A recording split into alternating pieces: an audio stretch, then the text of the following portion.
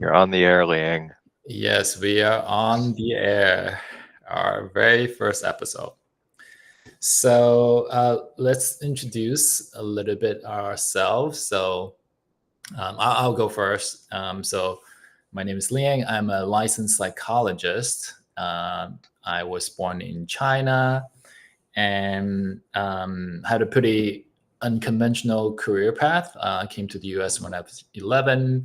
I was an engineer, then joined the Peace Corps, went to business school. And then when I was 35, I began my PhD in psychology. And so I've been basically practicing since then, licensed in 2018.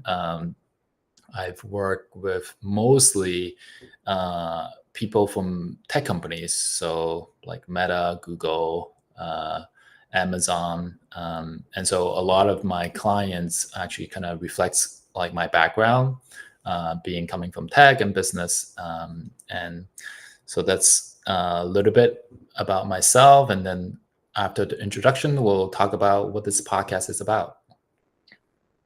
Yeah, it's funny, Liang. I use you as an example when I talk to clients sometimes about midlife career change. When I have folks who are like, I can't do anything else and I'm way too old. Like I'm already, whatever, 28 or 29. And I'm like, I have a friend who started psychology grad school in his 30s.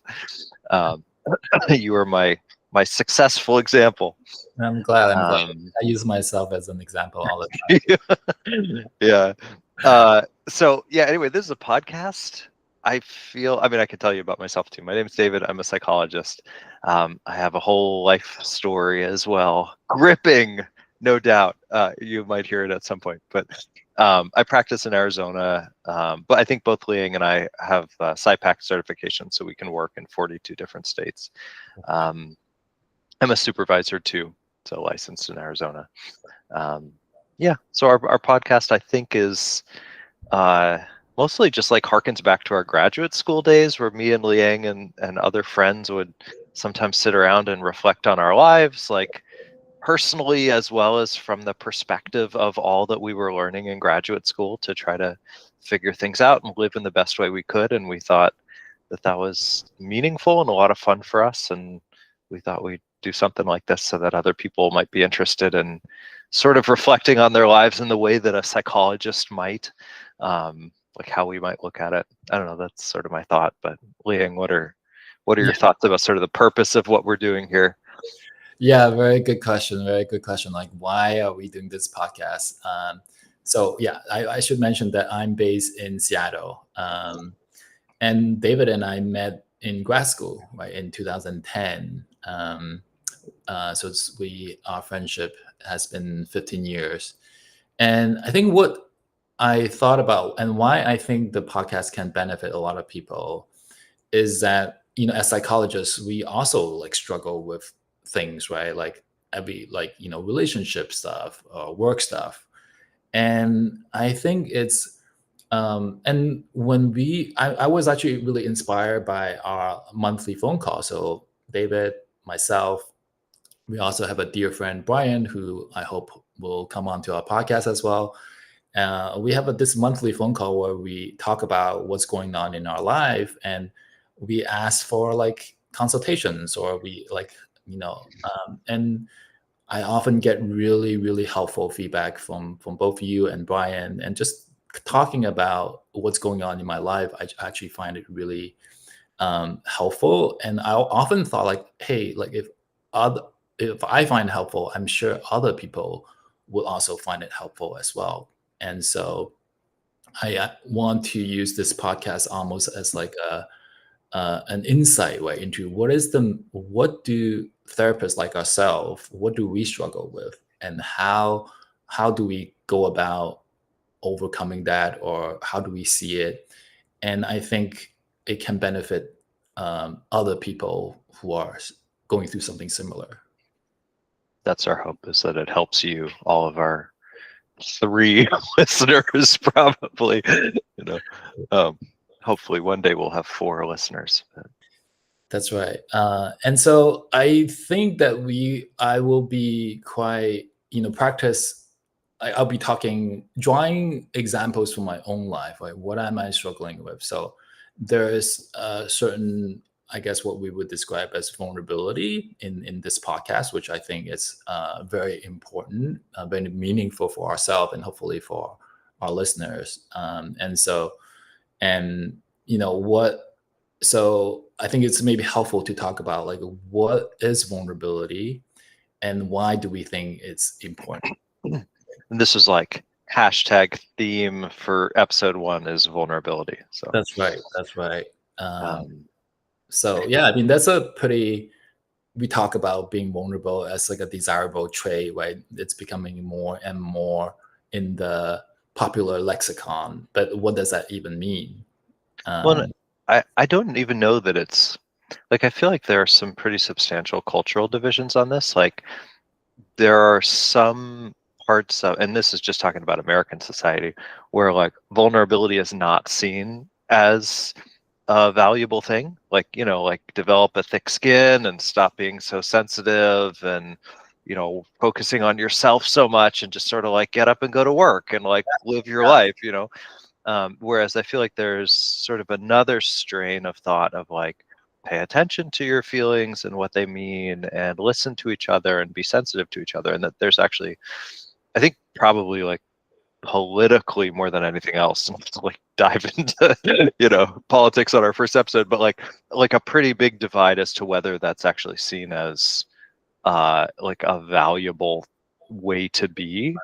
yeah, um I that's a good point. Yeah, yeah. That's a good point. Yeah, because I think coming from a psychologist, I think we value vulnerability, but I think you're right. That's only probably a segment of the overall population. Right? I think to your point, I think there's probably a lot of people, probably public figures that we know very well, who like are never vulnerable. Right? It's always being like strong and tough. Right? Why would you ever be vulnerable and be taken advantage of? And we each grew up in different families around this. So like Liang, coming from your family, immigrating from China, I imagine the where you grew up in China and the culture there, and even within your family, I don't know, is it the same as like psychologists, like, let's talk about our feelings and let's all listen to each other? Like, I imagine that there's I, That's yeah, there's like a different view on that's that, or yeah. I'm kind of curious, like when growing up, because your how you grew up is very differently how I grew up, right? And yeah. so I can kind of perhaps speak for a lot of Asian Americans that growing up, like my parents like never, I would say, show vulnerability in a way that I felt was meaningful. Like my dad, um, and this is probably stuff that we'll get into more in the future podcast, is that like he had a lot of anger issues, right? So like when I remember when I was crying, like he would exactly like, don't cry, right? That's um you're being, basically the message that he was telling me is like, you're being weak, right? Don't be weak. Mhm. um and and I never really thought about vulnerability really until as a psychologist of like, what does that even mean? And I think that's why it's a good topic to discuss for our first episode. Yeah, I think a lot of people grew up in families like yours, even if they're not coming from China, where I think like when parents don't really know how to relate to their feelings, they don't know, and it's not their fault. They just don't know how to teach their kids to do that or model that to their kids. So,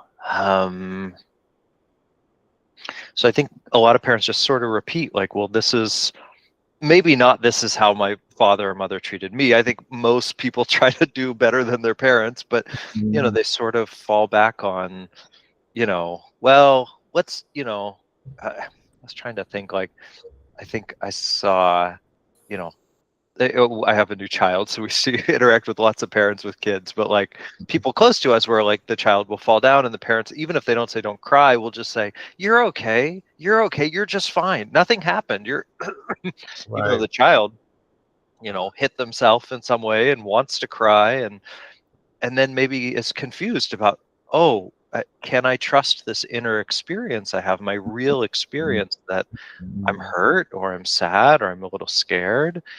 Um, and so they also learn, is it safe? I think this kind of gets to the heart of vulnerability for me when I think about it, is like, is it safe to be with my actual experience, let Mm. alone share it with somebody else? Is it safe for me to actually feel authentically what I feel? Or is this too threatening, too overwhelming that I need to shut it down or not show it? And so we grow up with all these different messages, sort of haphazardly communicated.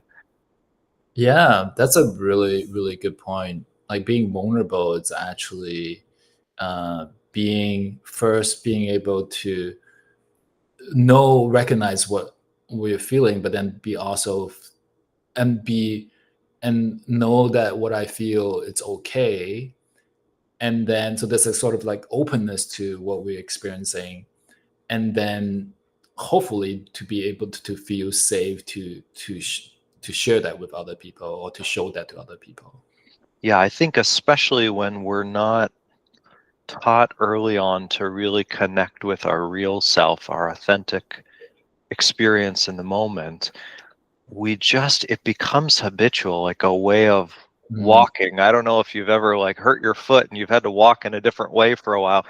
You right. just sort of start doing it without even thinking about it. I think in the same way, when we grow up, um, relating to our experience or our feelings in a certain way, when we're adults, we do it without thinking. We're Mm, like, we feel something unpleasant and we just sort of maybe push it down, or maybe we criticize ourselves, and think, well, if I were whatever, eating the right food, drinking the right energy drink, getting mhm, enough sleep, if I were good enough, then I wouldn't feel XYZ. So I shouldn't feel that way. And so we right, end up sort of like disowning or rejecting parts of ourselves as bad, and other mhm, parts, we say, okay, this is good, which are usually the parts that we can get into this in more depth, but accepted by right, our caregivers or whatnot. Oh, these are the parts of me that are good. And right, then when we go out into the world and interact, mostly we just want to show these parts that are good. And we just want right, to feel the things in ourselves that we think are good. right, When in fact, there's worth to our entire experience. And the big secret is everybody has all these things that they're scared to show, and we all sort of hide them and don't show them. right. And that creates some issues in relationships, I think. That's a really, really interesting point of view. I think I imagine this speaks to how you approach therapy, right? That being therapy is actually the core of it is what you just described, right? If vulnerable is about getting in touch with your feelings and accepting the part that we reject, right? That I we think a lot of it is that. Yeah, go right, ahead. right. That we previously reject. So it's helping them to feel safe, that it's okay to share like all parts of you, not just the part that you think is good. Yes, and that all parts of you are good. I feel like this is kind of like a hot take, right? People are like, "What do you mean? Like, you want to go burn down a building? That's good." Like, would there's a real distinction here between not all of the behaviors are ethical or useful or pro-social, but all Right. of the feelings we can accept and usually come from a place that have good intentions if we look and listen deeply enough.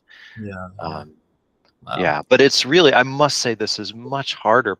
I don't know, I think Mm, probably all y'all can relate to this, that sometimes if a friend comes to you and says, "Oh, I have this thing that I'm really embarrassed to tell you, it's really bad," mhm, and then they mhm. tell you and you think, "Are you kidding? Like, that's not, that's fine. Like, I do that once a week or whatever, right?" But for us, the parts of ourselves that we feel ashamed about are so scary that it's hard to really open up. Yeah. Yeah. I think that's maybe, I can share something that I felt vulnerable about sharing as a therapist, which is the fact that I was divorced, right? Mm, And I remember when I had when I first thought about divorce, going through it, that I could potentially our marriage is not working. It's time, maybe we should consider divorce, right? I mean, I remember the first thought was that, oh my gosh, like I'm a psychologist, I'm a therapist, I help people with relationship, like that would be like so embarrassing, and that would not be, that's it's like that's not how I want to be perceived, right? That's not how I want to see myself, as like someone who fail in the marriage. So I remember like that was one of the first thought that came to mind, was like, oh, that's so embarrassing as a therapist, as a psychologist. And I think so I think to what you said is like, there's a part of me that I almost don't think is good, and I don't want to be that. And now, as now that I've gone through the divorce, right, it's also one thing that I think about. It's like, how, even though I become very comfortable with that aspect of myself, having done some work on myself, and is it how, when should I communicate that to a patient or to a client, and perhaps that's something that our listener also struggle with too, is like, how do we decide when it's okay to be vulnerable, right? When is it appropriate to share, right? Because being vulnerable comes with the fact that you could be judged by other people, right? You may not be received in the way that you would like. And I'm curious, Liang, like, do you tell your clients about your divorce, or? That's actually something that I grapple with at times. So this is, I'm kind of curious to hear your thoughts. Yeah. If a client is also going through a divorce, then sometimes I do kind of share that as a way to normalize that, or to to show that, hey, I've gone through something similar, and so I have something that could be helpful to you, like drawing from my own experience. But I think most of the time, I don't, if it's not clinically relevant, right, then I don't share that. And if someone is dealing with relationship issues, and so I don't, for me, I don't feel the need, I don't feel like it's relevant. So I don't share that. But how do you think about it? Like, That sounds like you're sort of focused on them, which is probably a good thing. Yeah, I mean, I guess I could see how, like, you might feel like, aside from what's clinically relevant, which obviously we try all the time to be as helpful to our clients as we can, and we're people, of course. So I wonder if ever there's the impulse, even if you don't do it, but like to hold back for fear of judgment, or like, oh, they'll think less of me, or I'm like, also in your personal life, like, I don't know how that is. I have somebody else close to me right now who's thinking of getting married for the second time, but is like, oh, then I'd have to tell all the people who came to my first wedding who might not know that I got divorced. And I think there's, sort of, I don't know, mixed feelings about that. Like, do you ever hesitate to in your personal life to tell people? Yeah, I feel less like bother by telling with like people in my own personal life. I think, of course, like initially, I think the people that I worry the most were probably like my relatives, some of my relatives, like, because I think, to me, I was this, maybe someone who in certain ways are successful, right? And it's like, wow, and I kind of, in a sense, I wanted to maintain that image of myself as someone who's like successful, right? Who has everything together, right?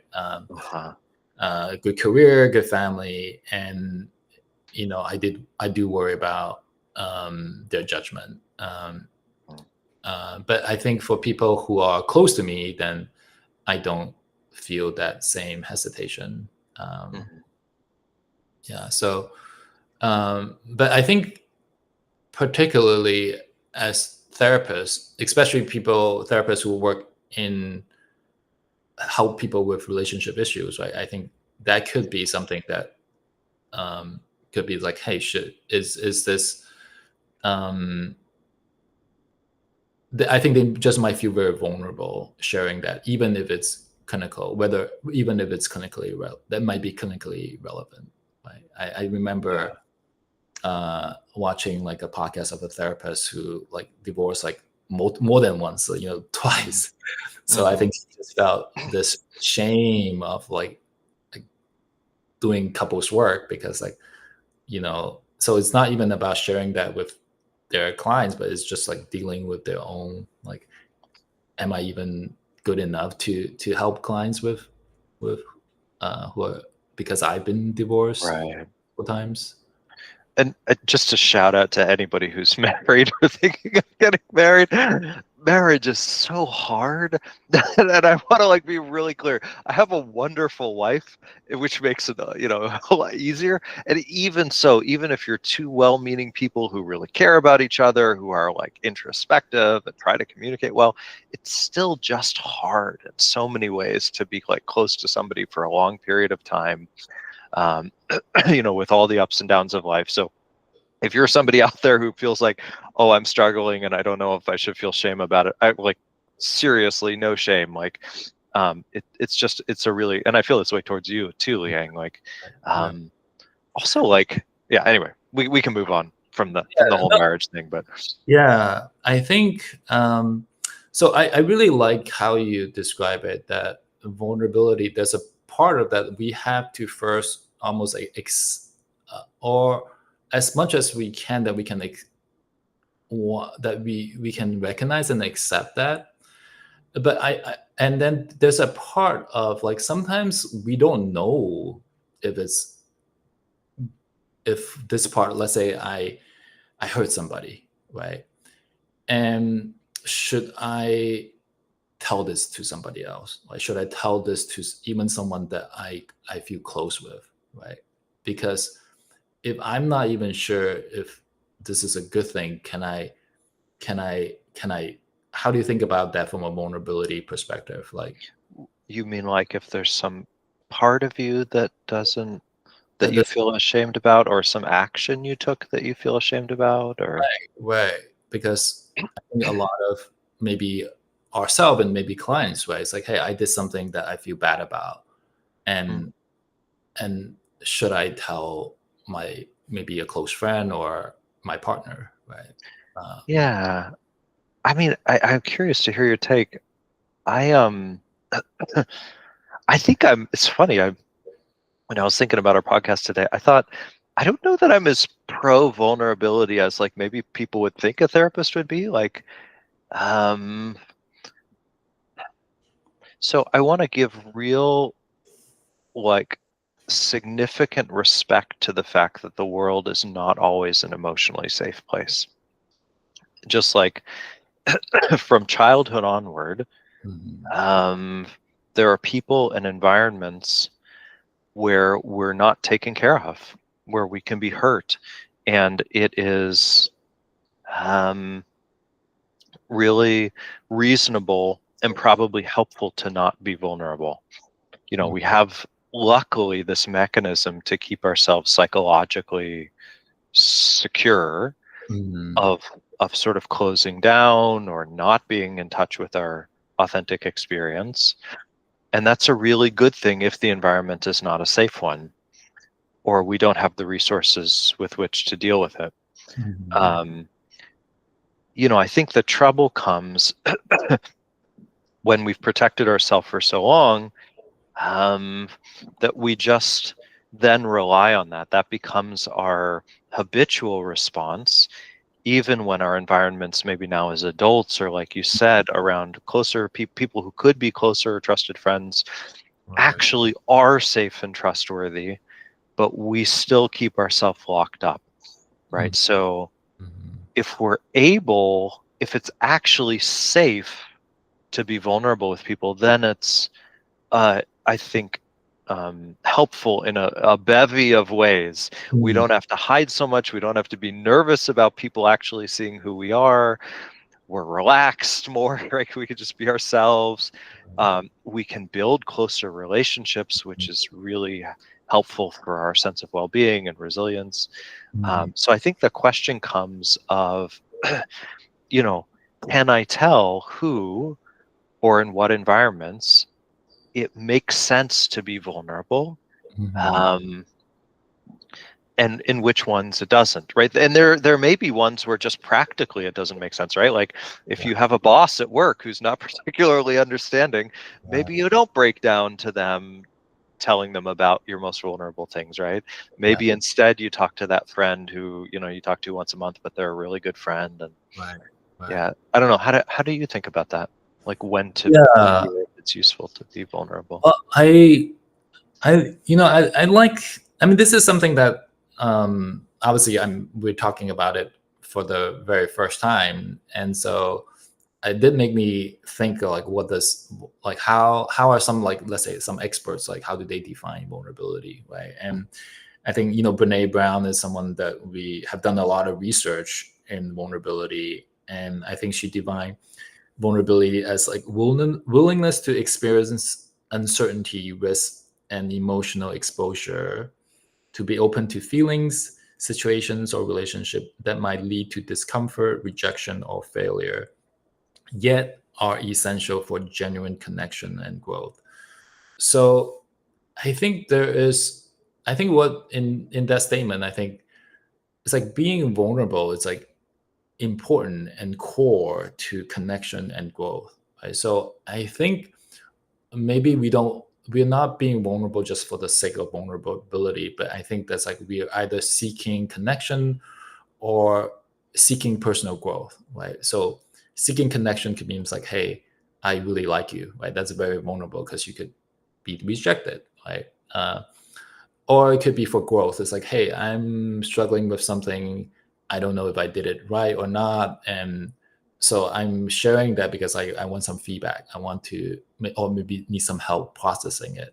So, I think we do like there's a purpose for being vulnerable, but that involves risk taking, like, because it could lead to discomfort, rejection, or failure. Yeah, I think about it the same way. That like there are certain things when we think about, right? We have limited time in our life. We just do. I don't know. Getting to middle age, I feel like I realize this more and more. Like you just have so much time, and what is it actually important to do, right? What is it actually meaningful to do? Yeah. And um, like that if we can, it's important to live out that life that really feels meaningful to Hmm. us, Hmm. regardless of the feelings, Yeah. regardless of if it's scary, right? Like if it's the right thing to do, if Right. it's really, Right. this is aligned with your truth, your values, what you want your life to be. Yeah. How do we do that even if it's scary? Right. Because what else are we here to do except to live that life? Yeah. I totally connect with that. Yeah. And I'm curious, how, if there's anything currently, that something that you've taken some courage in doing recently that's vulnerable.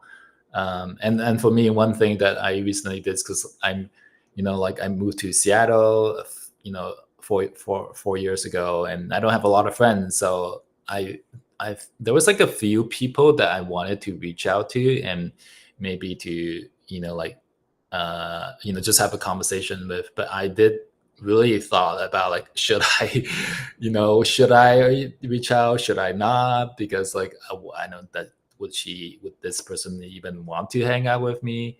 Um, and I'm still like, I did reach out to one person, and the response turned out to be very positive.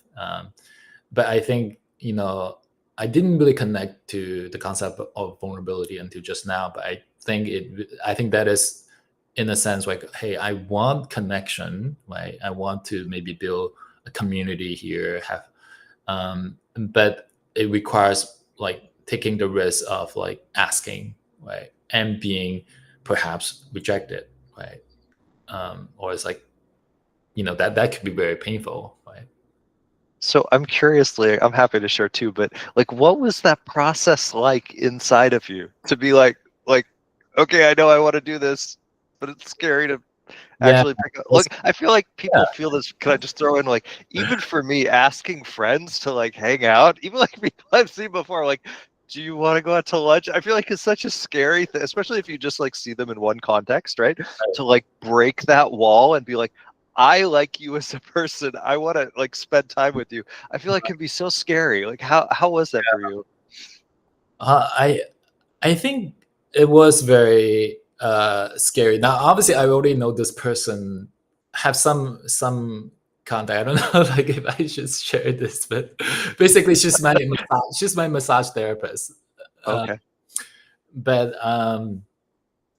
so like I've been working with her for almost 2 years now, right? So and have we have a lot of similar, like, orientation in life, um and we chat. We usually chat, a bit. And so I tell her about some of the things that I'm working on, right?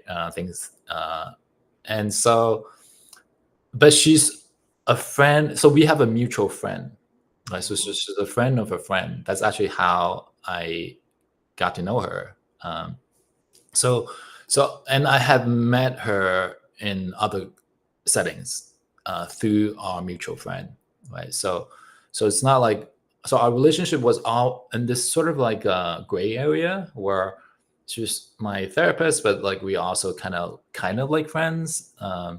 because you have this mutual friends, and we have hang out together once a couple times, and so yeah, so like I wasn't sure if it was appropriate, right? Or does she um even want to be friends with me, right? Yeah. Well, so I again, like, I don't even want to label whether this is like a friend or not, but it's just like, hey, if I want to spend some time with her outside of the massage table, right? You know, because I feel like we have a lot in common and we have interesting conversations. So I think my thought process is like, you know, am I? Does she want to hang out with me? Do I bring any value to? If we, well, I don't want her to just be my therapist outside of the massage table, right? Yeah, and we'll get into on a future podcast, I'm sure, all sorts of stuff about multiple relationships and double relationships, which we try not to have as therapists with our clients. That's No, no, um, exactly. Like the first thing that came to my mind, like therapists don't have friendships with their clients. But right. so I did bring that up, and then she did reaffirm me that, hey, in her professional, like there's no the delineation is not as strict as between a psychologist and a patient. Yeah. Right. And regardless, it sounds like you took this risk of like, I don't know, maybe she just talks to me for an hour because I'm paying her, right? Right. Versus actually, so there's the risk of her being like, no, that's okay, I'm busy. Right. Um, Right. yeah. Yeah. But so hopefully I'm not getting her into trouble. I think. But, You're on the massage board in Seattle. Don't listen to this podcast. Just right. move on to the next cat Yeah, video on YouTube. we might have to cut this part out. Right. Oh, that's funny. Um, Um, but yeah. anyway, but in terms of like you had to build up some courage, I imagine, to like make the call or to ask her. Or, Yeah. Yeah. Yeah. yeah. So. Um, yeah. I Uh, mean, personally, like I feel like just doing this podcast takes a lot of vulnerability for me. Um, hmm. I think like I was meditating before we got on here, and I'm aware of like these parts of myself since I was a kid of like this like deep desire to be liked and loved and accepted and like just put myself out there in front of everybody and have adulation showered upon me, and on the flip side this intense fear of rejection or humiliation, um, like people, everybody being, what a terrible person, you know. So and I tend to like even on you know, on social media, I like never post anything because I just have this sort of like nervousness to put myself out there, um, for probably other historical reasons as well. So this is one thing where it's like, wow, actually putting myself out there and um, you know, is scary. But I think like we were talking about in terms of we don't just be vulnerable to be vulnerable. We're vulnerable for a purpose. And so for me, that's that I want to be helpful, that I want to help people. Right. And even though part of me is like, how arrogant is that you think you're the one who's going to help people? It's still like, I think like, actually, yeah, maybe, right? Like maybe I actually can be helpful to some people. And so that's what sort of gets me over the hump, is that the purpose behind it. Yeah, I think that makes a lot of sense. That right, that it's if we want to grow, right, if we want connection, it's really hard to do that without being vulnerable in some way. And I think the I know we are almost at time, but I think the one last thing that I really like is from Brene Brown, is that what we often think of vulnerability as weakness, but it's actually a measure of courage, right? It's actually the opposite of what we generally think about vulnerability, right? That it's actually being vulnerability, it's courageous. Yeah, you have to be able to hang, for lack of a better word, in the midst of these often intensely unpleasant emotions and bodily sensations that are saying, run Right. out of the room. You Right. know, don't call this person and ask them to play pickleball with you, you know, who Yeah. you've never played with before. Don't, you know, do the podcast. Don't go out and protest, or ask out that person you're interested in, right? It's very uncomfortable. So it actually takes a lot of inner strength to do these things when they're important, Right. Right. you know, to be vulnerable. Yeah. Yeah. Yeah. Yeah. I think courage we often think of as like being not afraid of death, right? Fearless. But I think maybe, you know, in sort of in our psychology world, like the death of the ego, right, or the death of our own, is actually maybe the most scary thing, right? That's too deep for me, but you'll have to explain I it just like the next time we meet. yeah, but I think it's like this feeling like, hey, you know, that I'm this, right? If I were to be rejected, right? If like this discomfort, right? It speaks to like, hey, I could be um yeah, I think it's the rejection, right? That it's if the person says no, right? How do you have do we have the courage to face that, or um, to uh, to accept that as a possible outcome? Yeah. Right. Yeah. The part of ourself that I think I catch what you're saying. Like, there's a part of ourself that we're really trying so hard to protect, and when we're vulnerable, we allow that. I don't know about dying, but we certainly. I mean, it feels like that sometimes. The risk. We allow this sometimes very, you know, to feel very vulnerable or very scary, and can we allow that? Yeah. All right. Well, yeah. Go Do ahead. you have any last words before we end? I don't. I don't think so. I think of like when somebody says, "Do you have any last words?" I think about like Dumbledore and Harry Potter with the feasts at the beginning, where let me share a few words with you, Twizzle Ka-chunk, Limerick, you know, or whatever. I don't know. I don't have any final words. Do you? Anything you want to say before we end? No, I I think I'm good too. So Yeah. well, I hope, you know, this we people will tune in to future episodes. Yeah. Oh, we talked about the first episode, right? We're just figuring this out, but we talked about engagement. Folks, we'd love to hear your experiences of times that you had the chance to be vulnerable for some meaningful purpose, maybe for growth or connection, and you either did it, you were vulnerable, or you didn't, and how that felt afterwards, how it went for you. We'd love that. I don't know where, I guess commenting under the video. Yeah, we'll include a way to communicate to us. But yeah, we loved feedback, comments, how what you find helpful, and how we can make this more helpful to you. Yeah, thanks so much for joining us. All right. Yeah. All right. Yeah. Bye. Bye.